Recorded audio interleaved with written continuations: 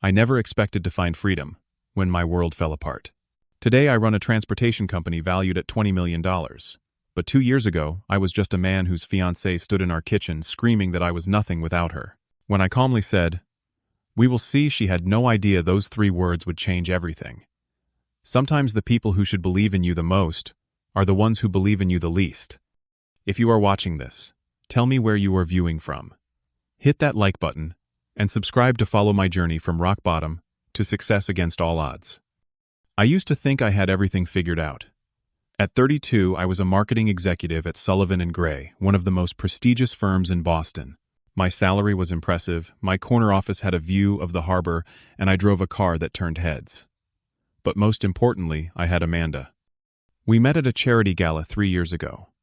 I was there representing my company, and she was accompanying her father, a prominent judge. Amanda stood out immediately with her confident posture and infectious laugh. She was a corporate attorney at a top law firm, brilliant and ambitious. When our eyes met across the room, something just clicked. "Let me guess, another marketing guy trying to sell me something," she teased when I introduced myself. "Only my charming personality," I replied, making her laugh. That night we talked until the servers were stacking chairs. She challenged my opinions and impressed me with her sharp wit. By the time I asked for her number, I was already falling hard. Our relationship progressed quickly. We moved in together after 8 months, and I proposed at the 1-year mark during a weekend trip to Nantucket. I still remember how the sunset painted the sky as I got down on one knee on the beach. "Randall Miller, you are full of surprises," she said through happy tears, slipping on the diamond ring that had cost me 3 months' salary. Life seemed perfect, but beneath the surface, I was increasingly restless at work. Creating marketing campaigns for products I did not care about felt hollow. I had always been fascinated by transportation, innovation, specifically eco-friendly solutions for urban mobility. During my commute, I would sketch ideas for an electric shuttle service with a unique subscription model and proprietary routing technology. "I have been thinking about starting my own business," I told Amanda one evening over dinner at our apartment. "An eco-friendly transportation service that could revolutionize urban commuting." To my surprise, she seemed supportive. "You have always been so creative, babe. Tell me more." I excitedly shared my vision of modern electric shuttles that would reduce both traffic and carbon emissions. The business model included a subscription service and an algorithm that would optimize routes in real time. "That sounds amazing," she said, reaching across the table to squeeze my hand. "If anyone could make it happen, it would be you." Her encouragement gave me the confidence to start researching in earnest. I spent evenings drafting business plans while maintaining my day job. I even had preliminary meetings with potential investors, who showed genuine interest. James Parker from Vertex Capital loved the concept, I told Amanda one night. "He thinks we could secure first-round funding within 6 months." She toasted me with her wine glass. To my brilliant entrepreneur. With her apparent support and our wedding planned for the following spring, I felt unstoppable. We hosted an engagement party where her parents spared no expense. Standing beside Amanda, as she showed off her ring to admirers, I thought I had everything. A successful career transition on the horizon, and a supportive partner who believed in me. There were small signs I ignored. How Amanda tensed slightly when I mentioned quitting my corporate job. The way she changed the subject when her parents asked about my side project. At the time, I chalked it up to normal concerns about financial stability during a career transition. I had no idea these were warnings of what was to come. The shift in Amanda's attitude was so gradual, I almost did not notice it happening. As my business plan became more concrete, her enthusiasm waned. What she had once called brilliant, she now referred to as my little hobby. "You are not seriously considering leaving Sullivan & Gray, are you?" she asked one night, as I worked on financial projections. "That job is the reason we can afford this apartment. The business could be much more profitable long-term," I explained. "And it is something I am passionate about." She sighed heavily. "Passion does not pay the bills, Randall." That became her refrain over the following weeks. When I mentioned meeting with a manufacturer about shuttle prototypes, she rolled her eyes. When I showed her updated route optimization data, she barely glanced at it. "Do you know how many startups fail in the first year?" she would say. "Especially transportation startups, with massive overhead costs." I tried involving her in the planning, hoping her legal expertise could be valuable. "Would you mind looking over the investor agreement?" I asked one evening. "I do not have time to review your fantasy project agreements," she snapped. Some of us have real work to do." Her words stung, but I pressed forward. Then something strange happened. James Parker, the investor who had been most excited about my concept, suddenly went cold. "I am afraid we have to pass," he said during what I had thought would be a preliminary funding discussion. "We have concerns about market viability." When I asked for specifics, he seemed uncomfortable. "Let us just say we received some additional information that changed our perspective." 2 other potential investors backed out within the same week, offering similarly vague explanations. Confused and discouraged, I buried myself in revisions to address unknown concerns. Then came the night that changed everything. I was working late at the office when I received a text from my colleague Thomas asking if I was feeling better. Better from what I texted back. "Your fiancée called and said you were homesick with food poisoning. She needed your client files for the Morton account." My blood ran cold. I had never given Amanda access to my work files, nor would I. The Morton account was my biggest client, worth millions in annual revenue to the firm. When I confronted her at home, she initially denied it. Then, seeing my expression, she switched tactics. "I was trying to help you," she claimed. "You have been so distracted with this bus nonsense that you are neglecting your real career. By accessing confidential client information. How does that help me?" Her composure cracked, "Because someone needs to make sure we have a future. These stupid dreams of yours could ruin everything we have built." "What exactly did you tell James Parker and the other investors?" Her silence confirmed my suspicions. "You sabotaged my meetings." The realization felt like ice water in my veins. "I protected us," she corrected. "I simply shared some market research about transportation startup failure rates. That was not your decision to make." The argument escalated from there. For weeks afterward, our relationship became a battlefield of passive-aggressive comments and cold silences. The wedding planning continued on autopilot, driven mostly by her parents who had already paid deposits for an extravagant ceremony. The situation worsened at our engagement dinner with both families present. Amanda's father raised his glass for a toast. "To my future son-in-law, who has proven himself a worthy addition to our family through his successful career at Sullivan & Gray." Before I could respond, Amanda added, "And who will be made partner within 2 years, right, darling? No more of those unrealistic side projects." Everyone laughed while I forced a smile, humiliated at having my dreams dismissed so publicly. Later that night, Amanda delivered her ultimatum.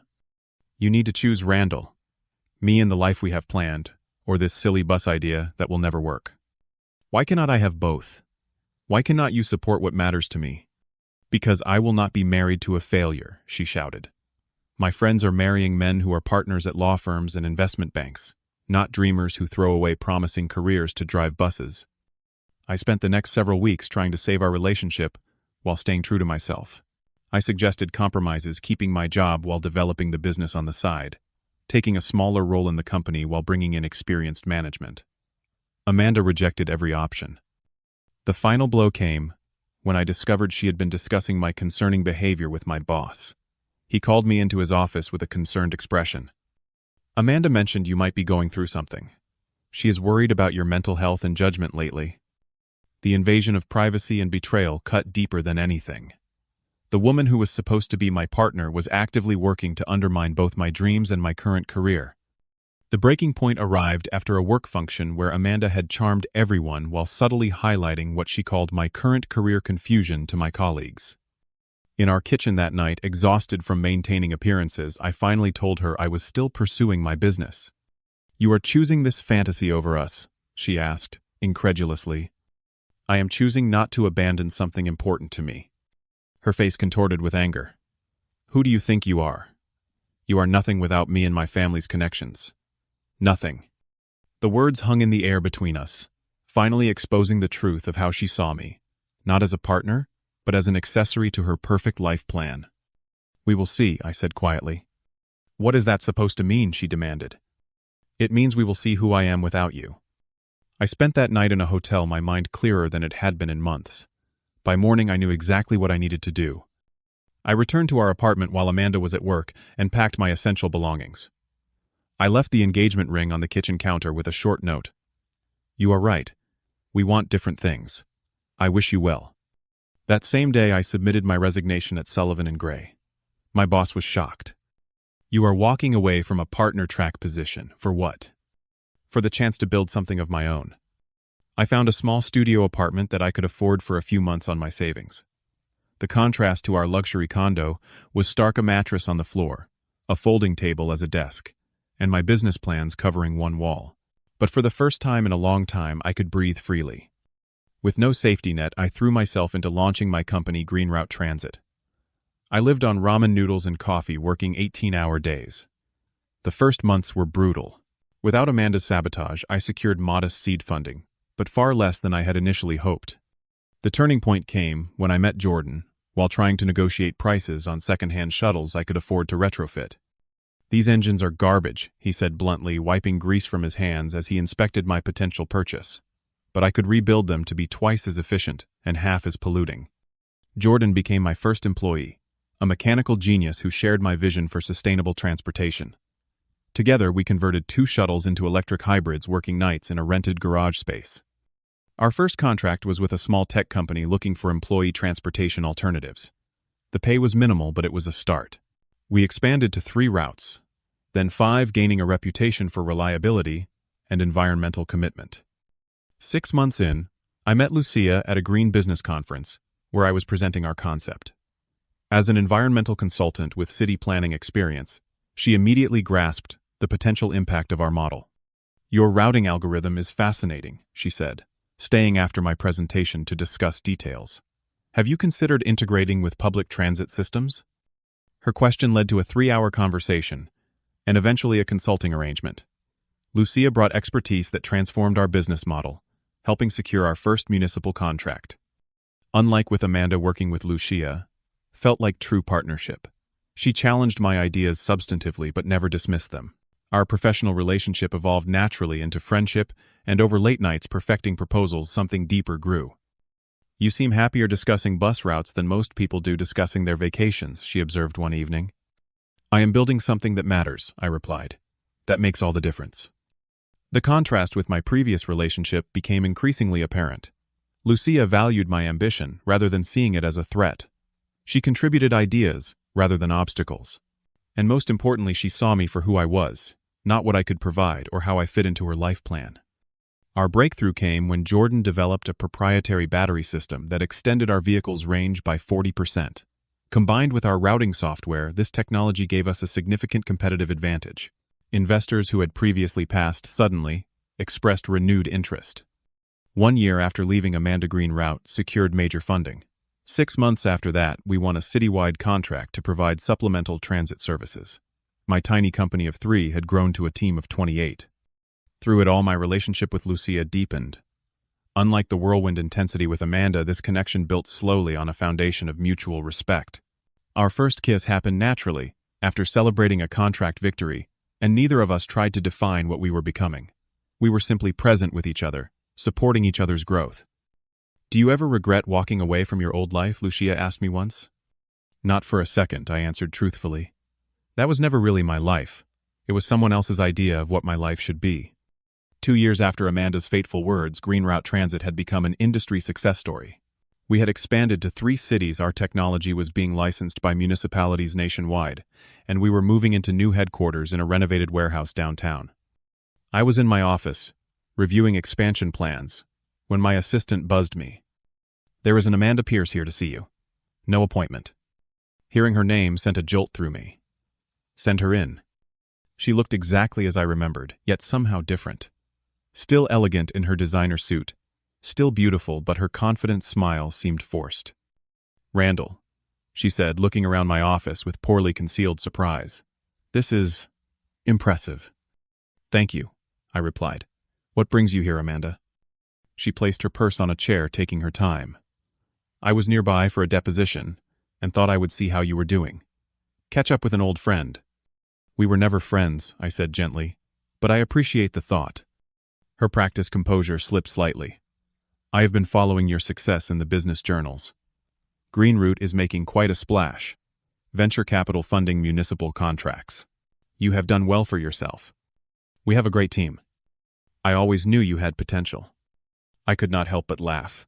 "No, you did not. You told me I was nothing without you." Those exact words. She flinched. "People say things they do not mean when they are angry." I was scared of change. I know I said surprising myself with the absence of resentment. Fear makes us do terrible things sometimes. She moved closer to my desk. I got married. To Thomas Bradshaw. You remember him from the law firm. Congratulations. It is. Not what I expected. She met my eyes directly. I find myself thinking about you often. About us. Wondering what might have been if I had been more supportive. I recognized what she was doing, having seen this calculated vulnerability before. 2 years ago it might have worked. Now I could see it clearly for what it was. Amanda, why are you really here? She sighed, dropping the act. Thomas is boring. My life is boring. Perfect on paper, but empty. When I saw your company featured in Business Weekly, I realized you had become exactly what you said you would. Without me. Not to prove you wrong, I clarified. That was never the point. Would you consider getting coffee sometime? To talk about old times. Before I could answer, there was a knock at the door. Lucia entered casual in jeans and a blouse carrying design prototypes. Sorry to interrupt, she said, sensing the tension. I can come back. No need, I said, smiling at her. Amanda was just leaving. Lucia approached, extending her hand. I am Lucia Reynolds' Chief Sustainability Officer. And my partner, I added, in every sense. Amanda assessed Lucia quickly, noting the natural confidence and intelligence in her expression, the easy way she stood beside me as an equal. Nice to meet you, Amanda, said stiffly. After awkward goodbyes, Amanda left. Lucia raised an eyebrow. Your ex-fiancée. Yes, she came to. Reminisce. And nothing. That chapter closed a long time ago. Looking at Lucia, I felt profound gratitude. Not just for her, but for the journey that had brought me here. The initial devastation of Amanda's betrayal had given way to something much more valuable. Self-knowledge, purpose, and authentic connection. The healing had not been instant. For months after leaving Amanda, I battled self-doubt and questioned my decisions. Each small business victory helped rebuild my confidence. Finding supportive friends like Jordan showed me what genuine relationships felt like. And eventually, connecting with Lucia revealed what partnership could be when built on mutual respect, rather than expectations and conditions. I realized I had stopped defining success by what others thought and started measuring it by my own fulfillment. The greatest freedom came not from proving Amanda wrong, but from discovering who I was without her definitions and limitations. The prototypes look great, I told Lucia, turning my attention back to the present. The city council is going to love them. Life had come full circle in the most unexpected way. I had lost what I thought was everything, only to find what I truly needed. Amanda's words that once cut so deeply now seemed like the catalyst for my transformation. Have you ever had someone tell you that you would never succeed? How did you prove them wrong? Share your story in the comments below. If this resonated with you, please hit the like button and subscribe to hear more stories of overcoming adversity. Remember that sometimes the people who do not believe in you are giving you the perfect opportunity to believe in yourself. Thank you for listening, and I wish you the courage to follow your own path, no matter who doubts you along the way.